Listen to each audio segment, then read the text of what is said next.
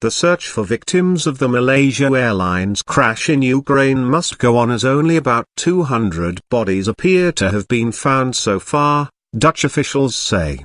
Forensics expert Giant Uinder said his team had begun working through refrigerated train wagons in Kharkiv. The first bodies, which were earlier moved out of territory held by pro-Russian rebels, are due to be flown to the Netherlands on Wednesday. The plane crashed in a rebel-held area last Thursday, killing all 298 on board. Western nations say there is growing evidence the rebels shot down the plane using a missile supplied by Russia. Russia, however, has suggested Ukrainian government forces are to blame. Speaking at a news conference in the town of Kharkiv, Mr. Uinder said they would have to go back to the crash site to carry out another search. We will not leave until all remains have left this country, so we will have to go on and bargain again with the people over there, he said. It was widely reported that more than 280 bodies had been on the train. However, Mr. Uinder later clarified that a reliable source who was there during the loading of the bodies onto the train had given a figure of 200.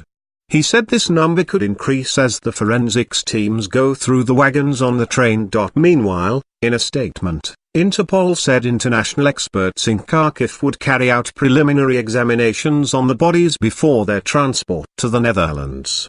Most of those who died when the Boeing 777 crashed were Dutch, and the first remains are due to be flown from Kharkiv to the Dutch city of Eindhoven on Wednesday, declared A. From there, they will go to a facility in the city of Hilversum for identification, a process which Dutch officials say could take months. The Dutch government has declared Wednesday a national day of mourning. Interpol said the remains of victims recovered so far from the crash site had been labeled and numbered before being transported in refrigerated freight wagons from Donetsk to Kharkiv. Monitors from the Organization for Security and Cooperation in Europe examining the wreckage found that major pieces of the plane had been cut into and that large parts now looked different. Countries directly affected by the disaster, such as the Netherlands, Australia, and the UK, have been concerned that the crash site was not properly sealed off, with the risk that valuable evidence could be put at risk. The plane's black box flight recorders, which were handed over by rebels to Malaysian officials, will be flown to a laboratory in the UK for analysis. Why are the black boxes being examined in the UK? The British Air Accidents Investigation Branch, AIB, tell me they are one of only two so-called replay units in Europe with the necessary equipment to listen to what has been recorded on the cockpit voice recorder. The other is in France. They have the kit to analyze in minute detail what can be heard in the last few minutes of flight MH17. The information is incredibly sensitive, so investigators gather in a sealed room so that only those that should be listening can listen.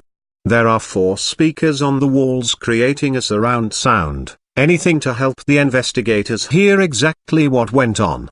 They may even hear any explosion. The AIB won't tell me when they expect to get their hands on the black boxes.